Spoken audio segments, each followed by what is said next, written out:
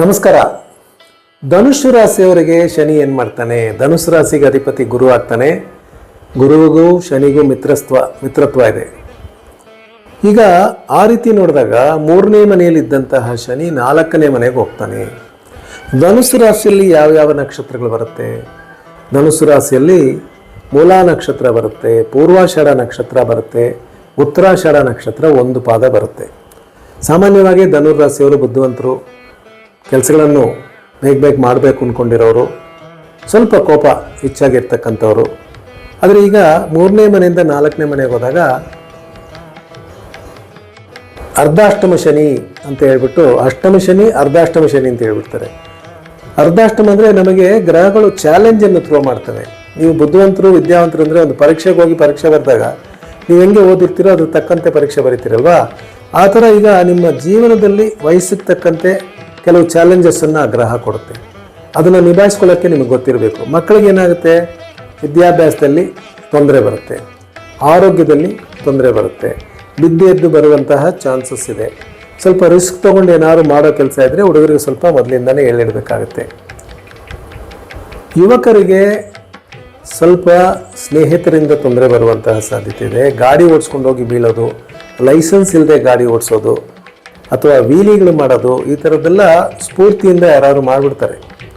ಇನ್ನು ಕೆಲವು ಮಕ್ಕಳು ಭಾಳ ಡಲ್ಲಾಗಿರ್ತಾರೆ, ಒಂಥರ ಎದ್ದೊಳಕ್ಕಾಗಲ್ಲ, ಬೇಗ ರೆಡಿ ಆಗೋದಿಲ್ಲ, ಬಾತ್ರೂಮ್ ಹೋದರೆ ಅರ್ಧ ಗಂಟೆ ಮುಕ್ಕಾಲು ಗಂಟೆ ಕೂತ್ಕೊಳ್ಳೋದು, ಇದೆಲ್ಲ ಕೂಡ ಆಗುವಂಥ ಚಾನ್ಸಸ್ ಇದೆ.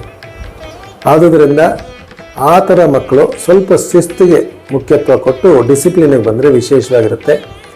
ಅರ್ಧಾಷ್ಟಮ ಶನಿ ಬಂದಾಗ ಅದಕ್ಕೆ ಮುಂಚೆ ಚೆನ್ನಾಗಿದ್ದು ಓದ್ತಾ ಇದ್ದ ಹುಡುಗರು ಕೂಡ ಇದ್ದಕ್ಕಿದ್ದಂಗೆ 12, 13, 14 ವಯಸ್ಸು ಹುಡುಗರು ಈ ಸಬ್ಜೆಕ್ಟ್ ಇಂಟ್ರೆಸ್ಟ್ ಇಲ್ಲ, ಅದು ಬೇಡ ಇದು ಬೇಡ, ಸ್ವಲ್ಪ ಅಪ್ಪ ಅಮ್ಮನಿಗೆ ವಿರುದ್ಧವಾಗಿ ಮಾತಾಡೋದು, ಇದೆಲ್ಲ ಬರುತ್ತೆ. ಅದನ್ನು ಖಂಡಿತ ಕಮ್ಮಿ ಮಾಡ್ಕೋಬೇಕಾಗಿರುತ್ತೆ. ಅದಕ್ಕೆ ಏನು ಮಾಡಬೇಕು? ಖಂಡಿತ ನಾನು ಹೇಳಿದ್ನೆಲ್ಲ ದೌರ್ಬೀಕರಣ ಅಂತ ಹೇಳ್ತಾರೆ. ಒಂಚೂರು ಎಕ್ಸಸೈಸ್ ಮಾಡಿ, ಗಣೇಶನ ಮುಂದೆ ಕಿವಿ ಹಿಡ್ಕೊಂಡು ಕೂತ್ಕೊಂಡು ಎದ್ದೇಳ್ತೀವಲ್ಲ ಅದನ್ನು ಮಾಡಿ, ಸ್ವಲ್ಪ ದೊಡ್ಡವರ ಹತ್ರ ಸಮಾಧಾನವಾಗಿ ಮಾತಾಡಿ. ಮಧ್ಯಮ ವಯಸ್ಸವರೆಗೆ 4ನೇ ಮನೆಗೆ ಬಂದಾಗ ವಿದ್ಯಾಭ್ಯಾಸದಲ್ಲಿ ಅಡಚಣೆ ಆಗುವಂತಹ ಸಾಧ್ಯತೆ. ಮಧ್ಯ ಅಂದರೆ ಒಂದು 20, 22 ವಯಸ್ಸು, 23 ವಯಸ್ಸಿರೋರಿಗೆ ಹೈಯರ್ ಎಜುಕೇಷನ್ಗೆ ಹೋಗ್ಬೇಕು ಅಂದ್ಕೊಂಡಿದ್ದೆ, ವೀಸಾ ಸಿಗಲಿಲ್ಲ ಅಥವಾ ಪರ್ಮಿಷನ್ ಸಿಗಲಿಲ್ಲ, ಹೋದ ವರ್ಷ ಕೊಡ್ತೀನಿ ಅಂದರು, ಇದೆಲ್ಲ ಇರುತ್ತೆ. ಸ್ವಲ್ಪ ಜನವರಿ ತಿಂಗಳ ನಂತರ ಗುರು ಕೂಡ ಬದಲಾಗುತ್ತೆ. ಅದರ ನಂತರ ಜನವರಿ ತಿಂಗಳ ನಂತರ ನೀವು ಪ್ರಯತ್ನ ಪಟ್ಟರೆ ಅದಕ್ಕೆ ಫಲಿತ ಖಂಡಿತ ಸಿಗುತ್ತೆ. ವಿದ್ಯಾರ್ಥಿಗಳಿಗೆ ಈ ರೀತಿ ಆದರೆ, ಹೆಣ್ಣು ಮಕ್ಕಳಿಗೆ ಸ್ವಲ್ಪ ತವರು ಮನೆಯಿಂದ ಮನಸ್ಸು ಬೇಜಾರಾಗುವಂತಹ ಸಾಧ್ಯತೆಗಳು. ಭಾಳ ವರ್ಷಕ್ಕೆ ಮುಂಚೆ ಮದುವೆ ಆಯಿತು, ಆಸ್ತಿ ಪಾಸ್ತಿ ಕೊಟ್ಟಿಲ್ಲ, ಆವಾಗ ನಮ್ಮಪ್ಪ ನಮ್ಮಣ್ಣ ಅವರೇ ಇಟ್ಕೊಂಡಿದ್ದಾರೆ, ನಮಗೆ ಕೊಟ್ಟೇ ಇಲ್ಲ, ಈ ರೀತಿ ವಿಚಾರದಲ್ಲೆಲ್ಲ ತಲೆ ಕೆಡುವಂತಹ ವರ್ಷವಾಗಿರುತ್ತೆ. ಆದ್ದರಿಂದ ಈಗ ಸಂಬಂಧಗಳನ್ನು ಕೆಡಿಸ್ಕೊಳ್ಳೋಕೆ ಹೋಗಬೇಡಿ. ಅವ್ರು ಕೊಟ್ಟರು ಕೊಡಲಿಲ್ಲ ಅಂದರೂ ಇನ್ನೊಂದು 2 ವರ್ಷ ಸಮಾಧಾನವಾಗಿರಿ. ದುಡ್ಡು ಕಾಸು ವಿಚಾರದಲ್ಲಿ ಸ್ವಲ್ಪ ಗಮನ ಬೇಕು. ಚೀಟಿ ಹಾಕಿದ್ದೆ, ಆ ಚೀಟಿ ತೊಗೊಳ್ಳೋಣ ಅಂದ್ಕೊಂಡೆ, ಅಷ್ಟರಲ್ಲಿ ಯಾರೋ ಓಡೋಗ್ಬಿಟ್ರು ಅನ್ನೋದು ಬರುತ್ತೆ. ಅರ್ಧಾಷ್ಟಮ ಶನಿ ಬರೋರು ಯಾರು ಚೀಟಿ ಗೀಟಿ ಹಾಕಿದರೆ ಮುಂದಿನ ತಿಂಗಳೇ ತೊಗೊಂಬಿಟ್ಟು ಆಮೇಲೆ ಕಟ್ಕೊಂಡೋಗಿ, ಅದು ನಿಮ್ಗೆ ಒಳ್ಳೇದಾಗುತ್ತೆ. ಯಾಕಂತೀನಿ ಅಂದರೆ, ಭಾಳ ನಂಬಿದ್ವಿ ಸರ್, ಭಾಳ ಗೊತ್ತಿದ್ರು ಸರ್, ಅವರೇ ಕೈ ಕೊಟ್ಬಿಟ್ರು ಸರ್ ಅನ್ನೋ ರೀತಿ ಬರುತ್ತೆ. ಆದ್ದರಿಂದ ಹೆಣ್ಮಕ್ಳು ಸ್ವಲ್ಪ ಫೋನ್ನಲ್ಲಿ ಜಾಸ್ತಿ ಮಾತಾಡೋರು ಕೂಡ ಆರೋಗ್ಯದಲ್ಲಿ ಏರುಪೇರು ಆಗುವಂತಹ ಸಾಧ್ಯತೆ ಇದೆ. ಇಲ್ಲಿಂದ ನಿಮಗೆ 4ನೇ ಮನೆ ಆದ್ದರಿಂದ ಅದು ನಿಮಗೆ ಬೆನ್ನು ಭಾಗ, ಹೊಟ್ಟೆ ಭಾಗ, ಮೇಲ್ಹೊಟ್ಟೆ ಭಾಗ, ಈ ಕಡೆ ಎಲ್ಲ ತೊಂದರೆ ಬರುವಂತಹ ಸಾಧ್ಯತೆ ಇದೆ. ಲಿವರ್ ಸಂಬಂಧಪಟ್ಟಂಥ ವಿಚಾರಗಳು, ಹೆಣ್ಣು ಮಕ್ಕಳಿಗೆ ಗೈನಕಾಲಜಿಕಲ್ ಏರಿಯಾಸ್ ಅಂತೀವಿ, ಅಂಥ ಪ್ರಾಬ್ಲಮ್ಗಳು ಇದೆಲ್ಲ ಬರುವ ಸಾಧ್ಯತೆ ಇದೆ. ಮೊದಲೇ ಗಮನ ತಗೊಳ್ಳಿ. ನಿಮಗೆ ಇಂಗ್ಲೀಷ್ ಮೆಡಿಸಿನ್ ಆಗಿಲ್ವಾ, ಆಯುರ್ವೇದಿಕ್ ಮೆಡಿಸಿನ್ ತೊಗೊಳ್ಳಿ, ಇಲ್ವಾ ಬೇರೆ ಹೋಮಿಯೋಪತಿ ತೊಗೊಳ್ಳಿ. ಯಾವುದಾದ್ರು ಗಮನ ಒಂದು ಏನಾದ್ರು ಬಂತು ಅಂದರೆ ತಕ್ಷಣ ಅದನ್ನು ಮಾಡುವಂತಹ ಕೆಲಸ ಇಟ್ಕೋಬೇಕು. ಕೆಲವು ಜಾಗಗಳು ಅಲ್ಲಿಗೂ ಕೂಡ ಬರುತ್ತೆ 4ನೇ ಮನೆ, ಅದು ಅಲ್ಲಿನ ತೊಂದರೆ ಇರ್ತಕ್ಕಂಥವ್ರು ಸರಿಪಡಿಸ್ಕೊಳ್ಳೋದು ಉತ್ತಮ. ಉದ್ಯಮಿಗಳಿಗೆ ಈ ವರ್ಷ ಕೆಲಸದವರಿಂದ ತೊಂದರೆ ಆರ್ಡರ್ಸ್ ಬಂದ್ಬಿಟ್ಟಿರುತ್ತೆ, ದುಡ್ಡು ಕೂಡ ಹೆಂಗೋ ಹಂಚ್ಬಿಡ್ತೀರಾ. ಕೆಲಸಗಾರ ಸಿಕ್ಕಲಿಲ್ಲ ಸ್ವಾಮಿ ಸರಿಯಾದವನು, ಒಳ್ಳೆ ಕೆಲಸಗಾರ ಬಿಟ್ಟು ಹೋಗ್ಬಿಟ್ಟ ಅಂತ ಹೇಳೋದು ಬರುತ್ತೆ. ಸ್ವಲ್ಪ ಅವ್ರ ಹತ್ರ ನೀವು ಕಡಾಖಂಡಿತವಾಗಿ ಮಾತಾಡದೆ, ಅಂದರೆ ರೋಪಾಗಿ ಜೋರಾಗಿ ಮಾತಾಡದೆ ನಿಧಾನವಾಗಿ ಸಮಾಧಾನವಾಗಿ ಮಾತಾಡಿದ್ರೆ ಕೆಲಸದವರು ಇರ್ತಾರೆ, ಹೊಸ ಕೆಲಸದವರು ಕೂಡ ಮುಂದಿನ ವರ್ಷ ಸಿಗುವಂತಹ ಸಾಧ್ಯತೆ ಇದೆ. ವ್ಯಾಪಾರದಲ್ಲಿ ಲಾಸ್ ಆಗಿದೆ, ಇನ್ನೂ ಸ್ವಲ್ಪ ದುಡ್ಡು ಸಾಲ ಮಾಡಿ ವ್ಯಾಪಾರಕ್ಕೆ ಹಾಕ್ಲ ಅಂದರೆ ಬೇಡಿ. ಪಾರ್ಟ್ನರ್ಶಿಪ್ಗಳು ಬೇರೆ ಆಗುವಂತಹ ಸಮಯವಾಗಿರುತ್ತೆ. ಒಬ್ರಿಗೆ ಚೆನ್ನಾಗಿದೆ, ಇನ್ನೊಬ್ರಿಗೆ ಚೆನ್ನಾಗಿಲ್ಲ ಅಂತಂದರೆ ಅವ್ರಿಗೆ ಬೇರೆ ರಾಶಿ ಇರ್ಬೋದು. ಸೊ ನಿಮಗೇನಾದ್ರು ಆ ರೀತಿ ಪಾರ್ಟ್ನರ್ಶಿಪ್ಪಲ್ಲಿ ತೊಂದರೆ ಇದ್ದರೆ ಸಮಾಧಾನವಾಗಿ ಹೊರಗೆ ಬಂದು ಬೇರೆ ಕೆಲಸ ಮಾಡೋದು ಕೂಡ ಉತ್ತಮವಾಗಿರುತ್ತೆ.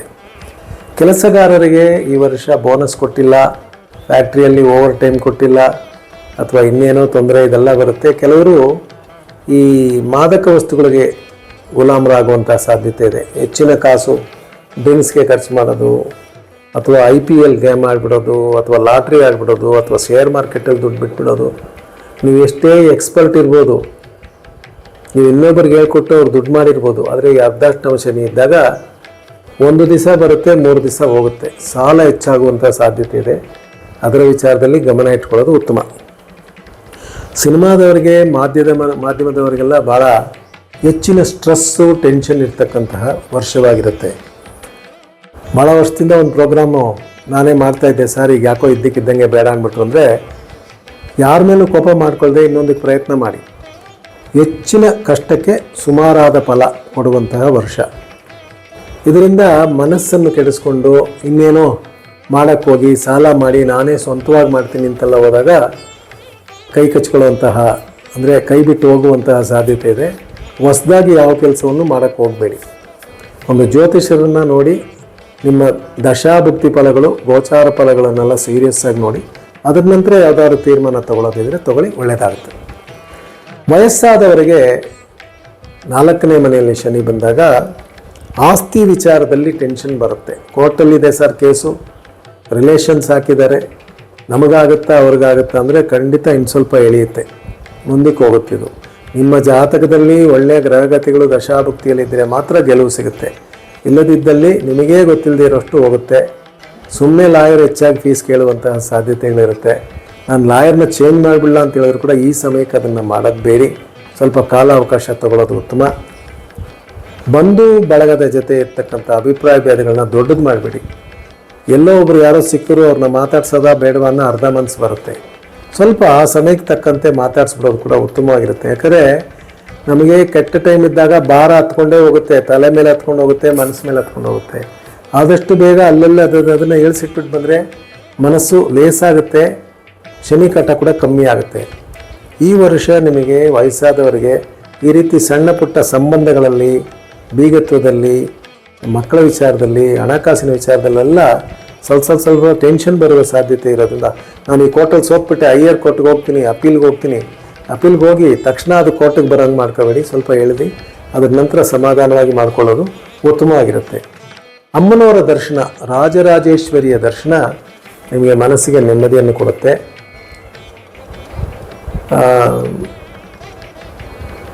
ಮಹಿಷಾಸುರ ಮರ್ದಿನಿ ಸ್ತೋತ್ರ ಕೇಳಿಸ್ಕೊಂಡ್ರು ಕೂಡ ಈ 4ನೇ ಮನೆ ಶನಿಯ ಕಾಟ ಸ್ವಲ್ಪ ಕಮ್ಮಿ ಆಗುತ್ತೆ.